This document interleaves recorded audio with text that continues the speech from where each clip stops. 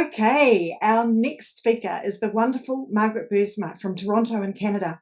She is the founder and CEO of Creative Education in Action, and we are so lucky to have her here today talking about anxious students. Hi there, Margaret. Hi, nice to be here. Yeah, it's great to have you here. So before we start, what I'd love to ask you is, what do you see are the current challenges in the education system that you're seeing? Oh my goodness, that's a big question I could spend the whole talk on. I know, just a couple of things.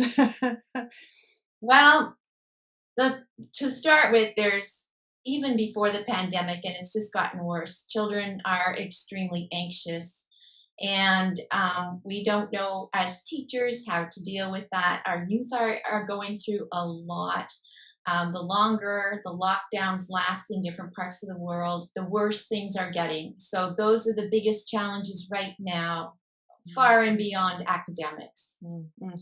Actually, it's interesting that you say that the anxiety is affecting young people, because actually I'm seeing it more and more in so many different people. I'm seeing it in parents, I'm seeing it in teachers, I'm seeing it in people outside the education system as well. It's like a wave of anxiety. People are having panic attacks, people are really experiencing anxiety, and they have no idea where it's coming from. So, Mhm. or why it's starting. So I think that this is a really important talk, not just for thinking of students, but for thinking about ourselves, for thinking about those people around us, and so on.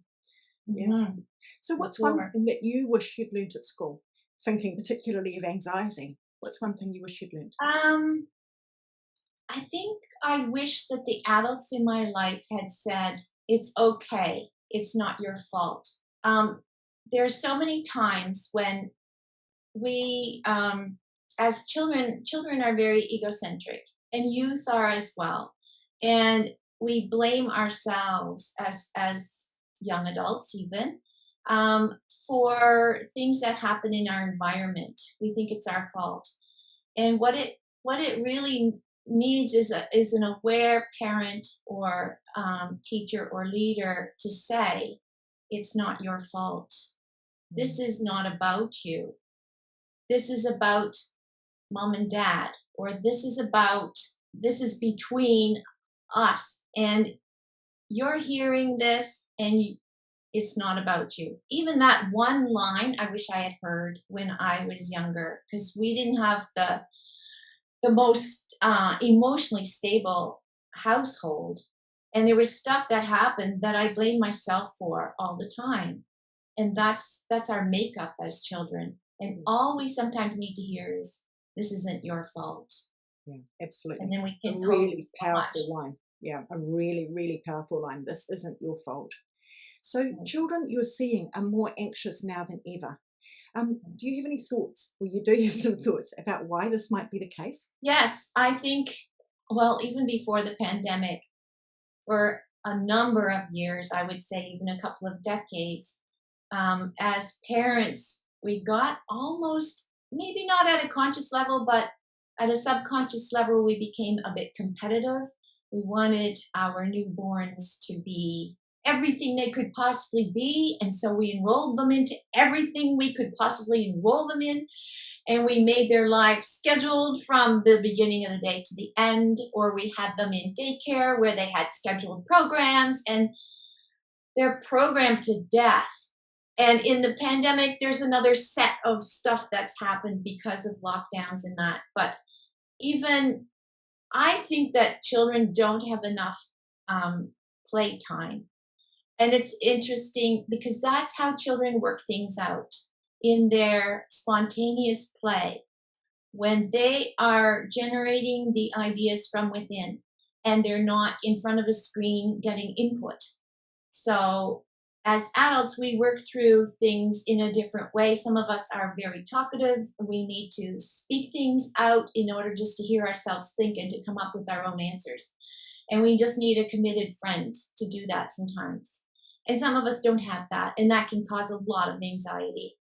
But with children, they need a chance to play, just to generate and act out, and not act out, but spontaneously work out what's causing what their mind is thinking about, and Mhm. that provides release. And I think as parents, over the years, we have been well intentioned, but we haven't allowed children the time they need to work things out through their play.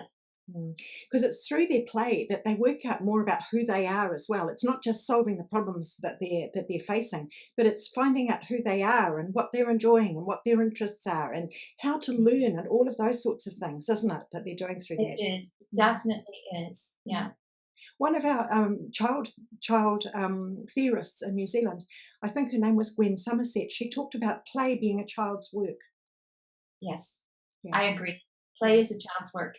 mm, That's why we have kindergartens and preschool set up with play structures everywhere. And I don't know what it's like in New Zealand, but here in Canada and in Ontario, the play structures, and you have 2 years for that. And when you get to be 6 years old and in grade one, all that goes away, and the focus is on academics. And to be honest, it's even gotten that way in the kindergarten years. So it's the structures are there, but the kids don't get enough play time. yeah. We do have a lot more free play, if you like, in our early childhood centres, in most of the early childhood centres. But we are seeing as the students approach the age of 5, because we start school at 5 in New Zealand. Some early childhood centres do have that schoolification, if you like, as they're preparing students for school, and they have the structured times and things like that. Another thing that we're seeing in New Zealand is some of the primary schools heading towards play-based learning, which is Mhm. an interesting thing. So part of the day there will be the opportunity for play, and that's meant huge learning for the teachers, because they're having to Yeah, learn about what might learning look like. What are we looking for if we set up this environment? How do we know that these children are learning? So there's been a lot of work in that space. There's still a long way to go to be able we to. have play-based learning now as well in the kindergarten grades, junior and senior kindergarten, and it was a big learning for the teachers to be able to get their minds around it. The sad thing is, it's not. There's no continuity into the older grades. Yeah, and that continuity, that transition is one of the hard things, isn't it? Okay, Yeah. so it's a huge big topic that we're talking about here. We're wanting children to be able to play, to be able to explore, to be able to find out who they are, to know that they are enough, that these strengths and so on um, are who they are, and to be able to bring that through. Now we're seeing teachers, administrators, parents. We have Mhm. all got so much on our plates, and I know that so many people are saying, but there's more, we're having to do more and more. And so much a part of this, we're seeing burnout, we're Yeah, seeing overwhelm, which is also feeding into this anxiety. So yeah. as I'm working with teachers as well, I'm seeing that we have to help them fix themselves or help themselves first. Mhm. What can we do? What are some of the strategies that could help us while dealing with ourselves, while dealing with the people that are around us? Yeah. So I think I hear your question, and we need specific strategies, don't we, as adults to deal with ourselves so that we're able to support the kids, right? And one thing that we tend to do as adults often is to blame, right? So we blame, the government for imposing whatever they impose, and therefore we're feeling stressed, and we blame our spouse for, coming home and taking his feelings out on us, or we're always in the blame game, and it really increases our anxiety. We have to realize that we are 100% responsible for how we experience life. And the other person we may live with, or we may, have as a colleague or whatever, is 100% responsible for how they experience life. And we shouldn't take that on either. We can be there for them, but there's a difference. There's a line there between being a committed colleague and taking on the stress from another. And if we do that, if we take on someone else's stress, we're not able to be there for them anymore because we burn out. And when we burn out, anybody that's in our charge doesn't have a hope to get anything from us because burnout is real. I've Yes, been there yeah, several times absolutely in is. my career. It's real. So that's first. Own it, right? And know that you're responsible. And for me, when I started getting that, it was like, okay, so if that's true, so then I had to figure out if that's true, but at least it gave me something to think about, right? It's like, oh, things could be different if I had a different mindset. So that's a mindset, right?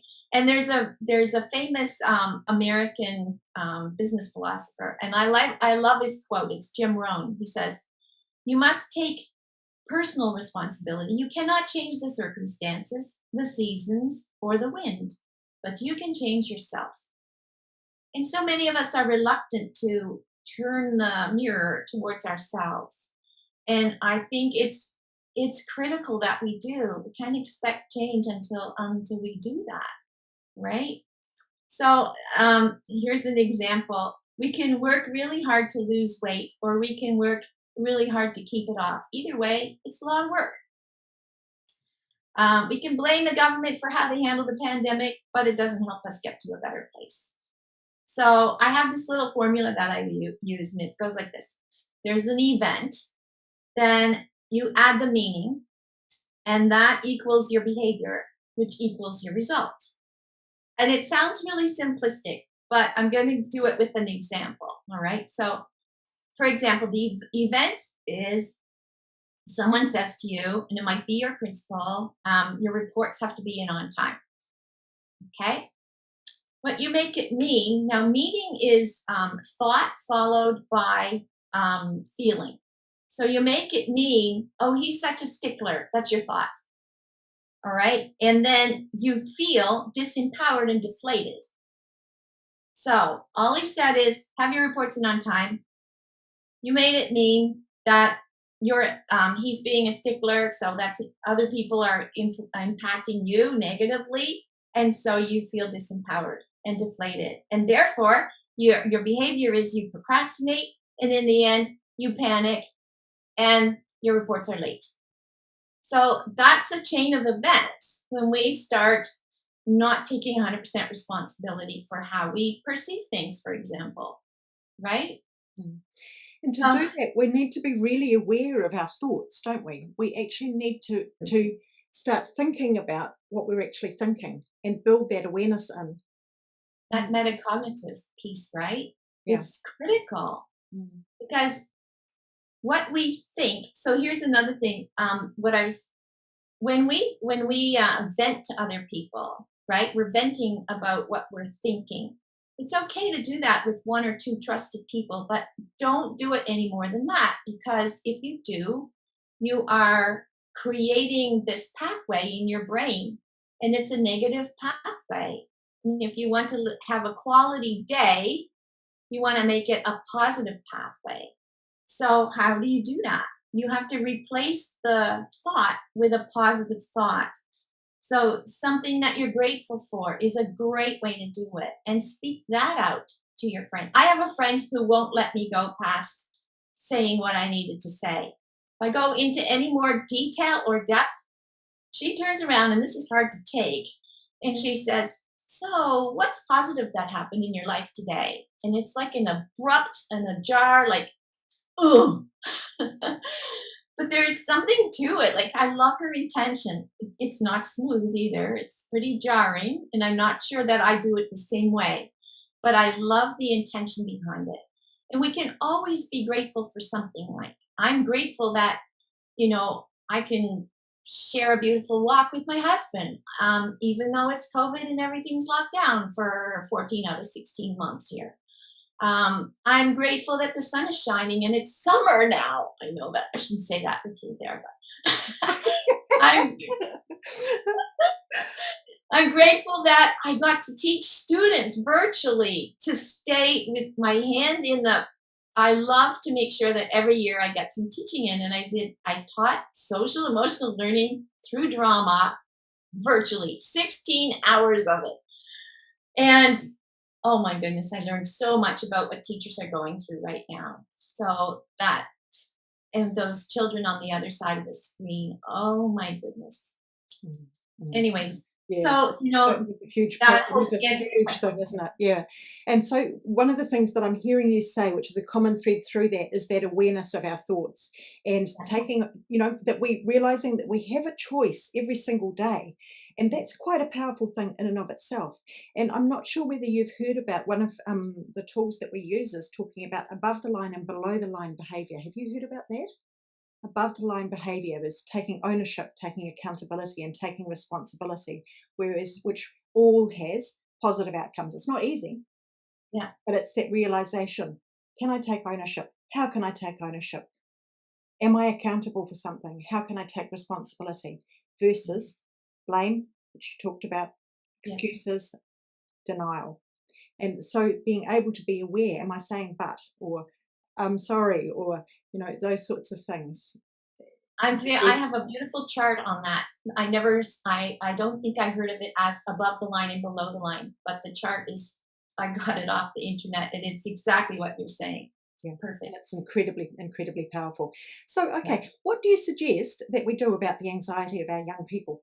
Well, I think we need to teach them age appropriate lessons in the kind of things we were just talking about. So I do that. I do that in schools and I make it fun. I integrate academics and drama and movement and music and visual arts because those are the expressions of a child, and it feels like play to them. And so I wondered at the beginning of the pandemic, I was really feeling for those kids who are home all the time and what could we do. And so I created this video series, and maybe your listeners have heard about it. There are 5 or 6 lessons on there, just 20-minute lessons, and they teach things like putting words to your emotions, how to deal with bad feelings, how to deal with overwhelm, and how to develop a growth mindset, how to see something from someone else's perspective. Those kinds of tools, they're really tools that we all need. And in training staff at school, they can train the students then as well and reinforce those lessons that I call deep learning at home. That's the series.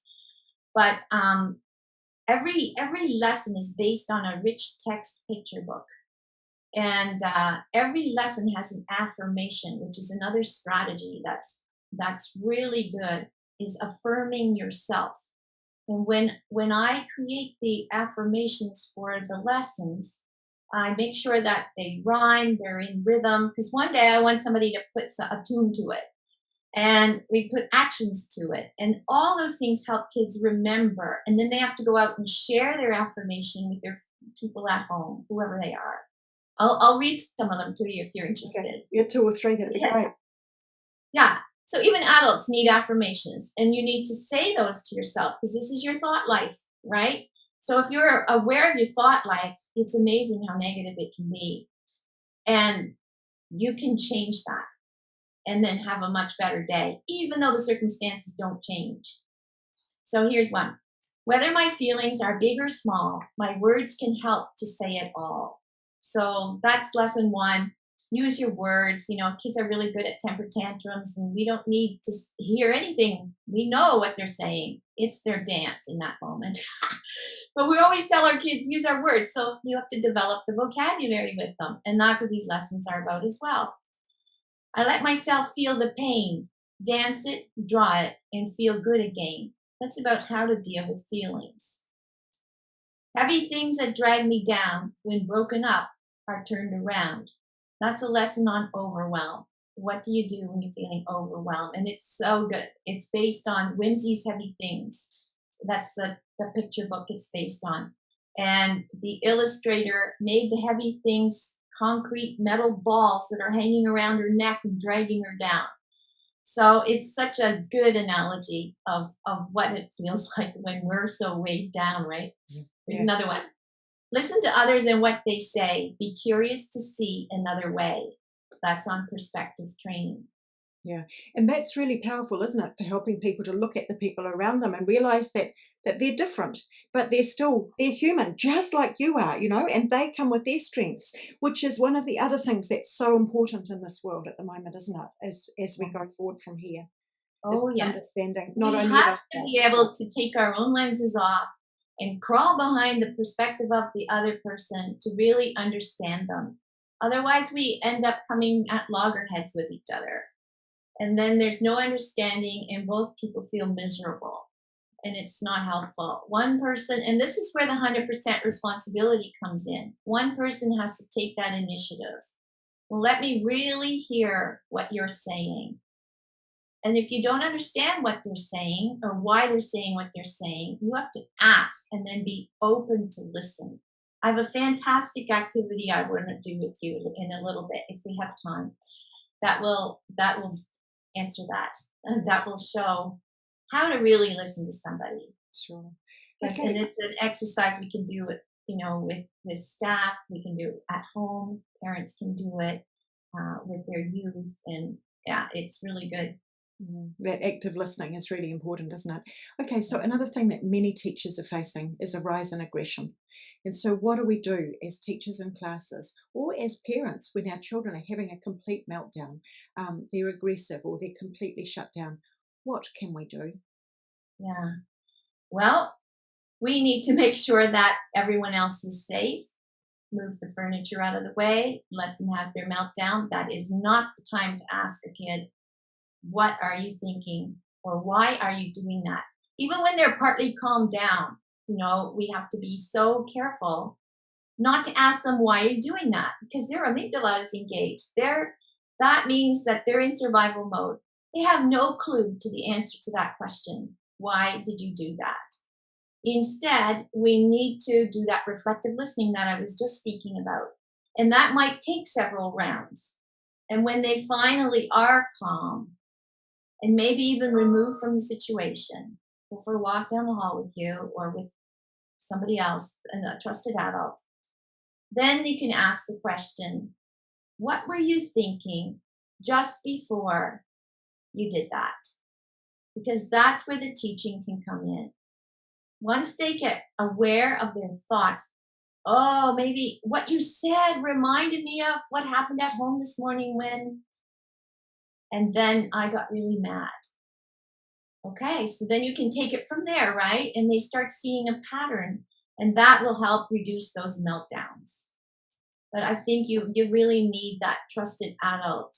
And in the moment of the meltdown, you just have to see that physical safety is key. Yeah. And I can hear it has to be a trusted adult, doesn't it? It has to be someone Oh, that's genuinely listening and is genuinely concerned about that person. And they need to know that they're not going to be judged and that they're going to be cared for and that they're going to be safe by sharing this stuff. Because this yes. is when we It can't share be our deep. someone who flies off the handle. Like if it's the teacher who's easily, dysregulated, I guess is a word you could say, right? If they are going to be angry and also have their own adult kind of meltdown, that does not work. And Yeah, that's why we as teachers need to do this absolutely. work. Absolutely, because otherwise we can't. We have to model it as well. We have to live it every day, and it helps us as well as people, as teachers, as parents, as people in the world, doesn't it? So if Yes. let's work through that example. So what's the example that you're wanting me to use? Is it being anxious about an assignment that I've got coming up? I'm really anxious about. Yeah, like what are you anxious about, Kathy? It doesn't Oh, have to be in your real life present time. It could be something that happened before, maybe as a teacher or as a parent, something that made you feel maybe anxious or overwhelmed. Um, and maybe you're complaining to me. Say I'm your best friend and you've just had it with something. yeah. Is So there it could be something? a conversation that I have to have with somebody, and it's a difficult conversation, and I don't want to have it. So that could be something Yes, I'm anxious as long about. as you feel safe sharing it right now. I want you to be sure that you're okay with that. It's a really common situation that I experience and many others around me experience as well. Okay. Those difficult conversations that we have to have with anybody. It is certainly an anxiety producing thing. So it's a fair All right. comment. So imagine that you're saying something to me about it, and and you have to get yourself into that feeling a little bit so that your expression is matching your tone is matching what you're telling me. A rant or a complaint, a one line or two line thing. I've got to have this conversation with this person on Friday, and I don't know how it's going to go. I'm really worried about it. All right. It sounds to me like there's something in your space about this conversation that you have to have with somebody, and your worry is making you feel almost numb. That's what I'm sensing in your tone. Is that right? No, it's causing me anxiety in a way, and it's affecting the way that I'm sleeping. So I can't sleep because I'm thinking about it at night. Ah, that brain that won't turn off. Oh my goodness, yes. So, All the what ifs, all the what ifs. What if it goes like this? What if it goes like that? What if it goes like the other? Yeah, yeah, really. Yeah. what if, what if, what if? And at night, especially, it's the worst time, right? Because there's lots of space, lots of time to think, lots of worst case scenarios coming to the surface. And it's not the time to really feel like you can problem solve, right? So, and even in the daytime, you're regurgitating it. It sounds like it's really affecting your daytime when you let it. It seems to me you have good control over when that happens and when that doesn't, because you're very good at being present. Yes. Yes. Yes, and that's come And through practice, hasn't it? And through one of the things that I've been practicing for many years is detachment. So being able to detach myself from the situation, because I do care deeply about people. I care deeply about the outcomes for them in lots of different things. But again, it comes back to if we pour ourselves into that, then we lose our ability to be able to support the other person. We lose our ability to be able to think at that time, to think constructively, and we're much more likely to burn out in that situation. your Yeah, and so being detachment aware. is a strategy that you have, Yes, right? yes, it is. It is. All right. All right. And so when you do that detachment, I sense that you were doing that when you first told me what was up. And that's what I thought was numbness. But Yes. maybe you were practicing detachment because you didn't really want to go there in your Mm, mm, example, mm. your It's emotion. it's it's funny because I had a mentor that worked with me for a number of years, and she uses a series of cards called the virtues cards, and they're absolutely fantastic. And at the beginning of every session, we would pull out one card, and 5 times in a row over the space of a year and a quarter, every time it was detachment out of 100 cards, and so it was a lesson that I learned. Yes. Wow. Time and time and time again, and it has served me very well. And yes, there's times when I do need to come back and revisit that again. But you can see how powerful the strategies that you're talking about are for helping us to be able to get through the difficult situations in our lives. Is finding those strategies so that we can stay true to ourselves, that we can manage our emotions, that we can not let it consume us, because that's something else that's happened in the night, is that I don't go, oh, I'm not sleeping, oh, I'm not sleeping, oh, I'm not sleeping, etc. It's just like, okay, I'm awake, that's okay. And And so it's almost detaching myself from that as well. So that's right. and it's not that I'm going through life numb, because I absolutely No. care about people, but this is not something that happens overnight. This is something Oh that, no. you're talking before about those patterns in our brains. Yes. This is something that we need to continually work on. And it's hard. And it's not the stuff that can be easily tested in tests. And it is who we are as people. And that's what you're talking about, working with teachers, with parents, with young people, with everybody in the world, isn't it? Yes. And that's what gives us the ability to work to our learning potential every year at school. That's what gives us the ability to relate to others in a workplace where we can actually keep our jobs. So many young people are not keeping their jobs, not because they don't have the skills for the job, because they don't have those interpersonal skills and those self regulation skills. And that's what you're talking about. And in the example we just did, just to go back to that for a second, I was trying to paraphrase what you said and at the same time acknowledge your feelings. And when we have a heated situation with someone, that's the best way to get them to calm down. And it takes several rounds sometimes. And but to do that in real life takes a lot of practice. It's like developing a muscle, right? It's those pathways in the brain is the same thing. We're developing a brain muscle. And we need to be very conscious without getting roped into a recurring dialogue that we have with that spouse of ours or whatever, you know. We really need to be conscious of, no, I'm going to understand and I'm going to use this methodology. Because when we get activated, it's hard to think about the script we're supposed to use. So it takes practicing in a calm situation to do it. It Yes. really does. Yes. And what you've got there is the power of acknowledging emotions, the power of being aware of our own emotions. One of the things that I'm seeing in teachers that I'm working with is almost like a fear of getting it wrong when we are labeling somebody else's emotions. But what Mm, I've seen is that you asked me, was I numb? Right? mhm, mhm. And what it did was it gave me the option or the opening to be able to say, no, it's not that, it's this. And so Yeah, that fear of getting it wrong can be something that it makes us close our mouths and not identify the emotion aloud. But what we're actually doing is enabling that opening of the emotional space. And then yes. you've got the acknowledgement of the emotions, which then enables people to work through it.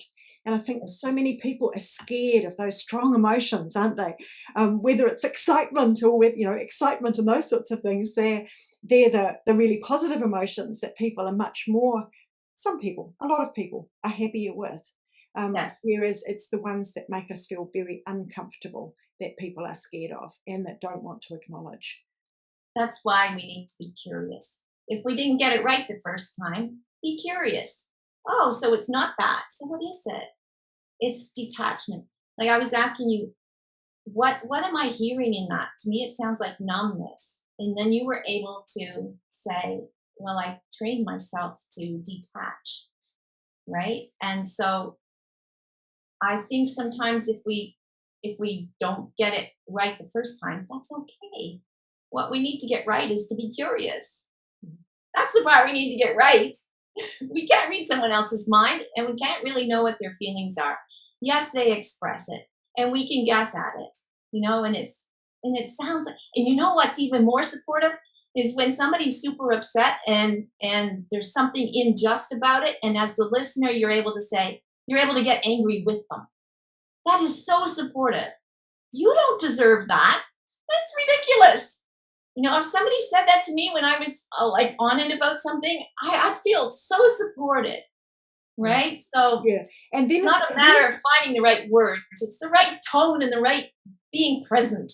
yes, and then it's what happens after that, isn't it? Because what happens after that is, and this is where the detachment comes in as well, is because we want to fix things for somebody. So we want to either help them and do the stuff for them so that they don't have those feelings, or we want to tell them what to do.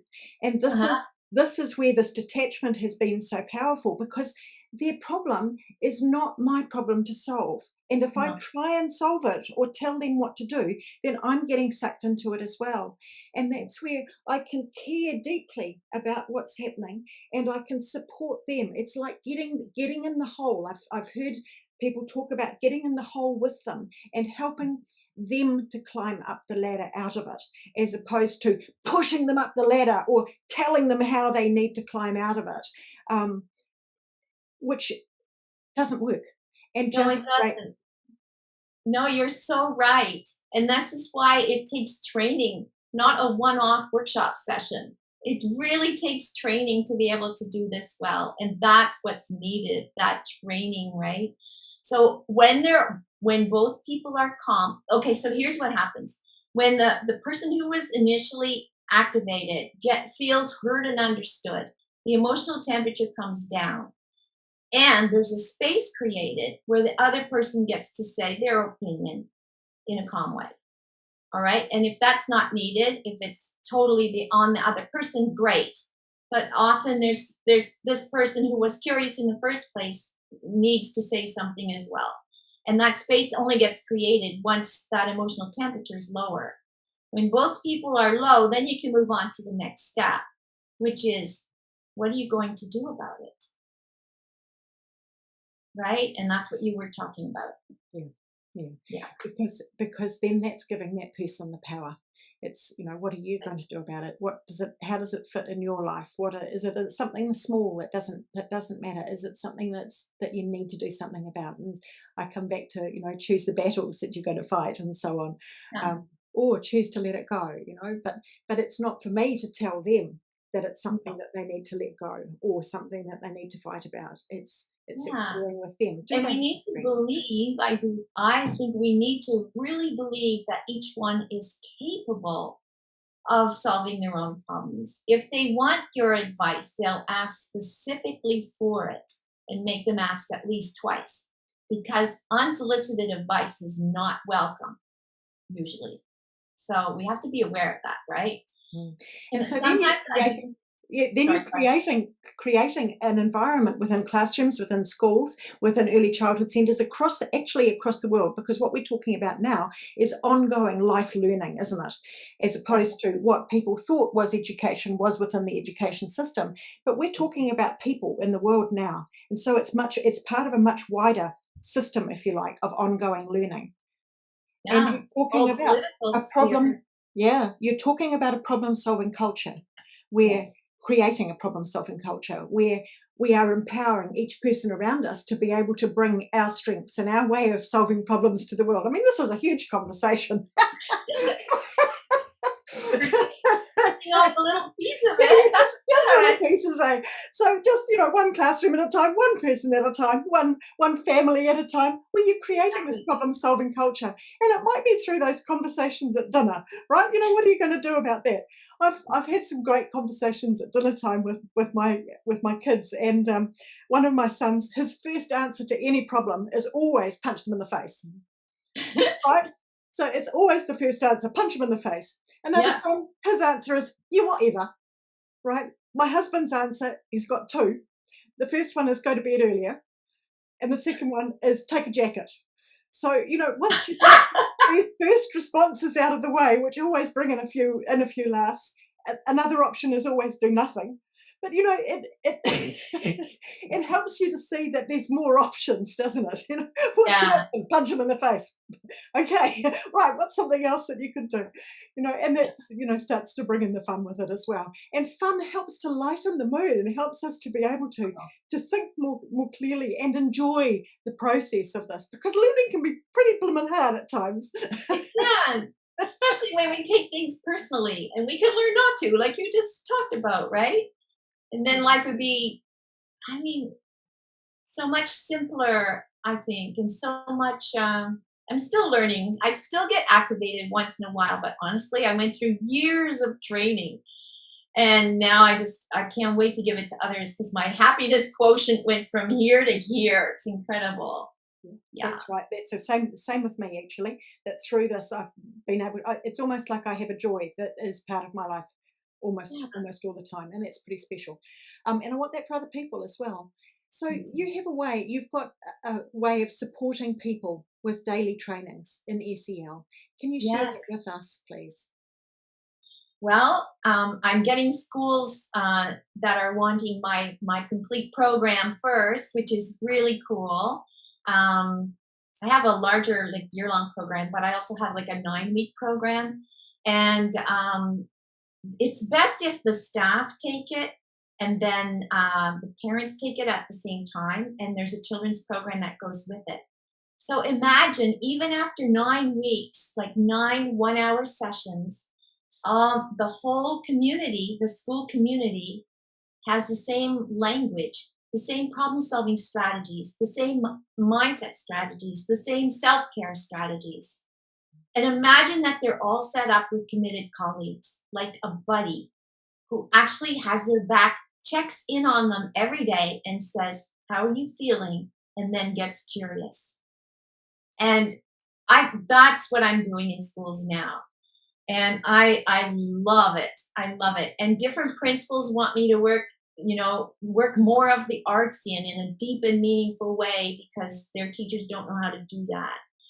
But it's all social emotional learning, and I build in the academics too. So it's not just an add-on, which teachers feel like they can't afford an add-on because there's so much time constraint in the school system, Yeah. the way it's set up. I have Yeah. another whole topic on that, but I won't go there right now. So, and the other thing is, I have a Facebook group that I set up specifically for teachers and administrators, and I provide regular trainings in the form of videos, and some of my podcasts are on there, and also PDFs on social emotional learning, so that you can get your feet wet there.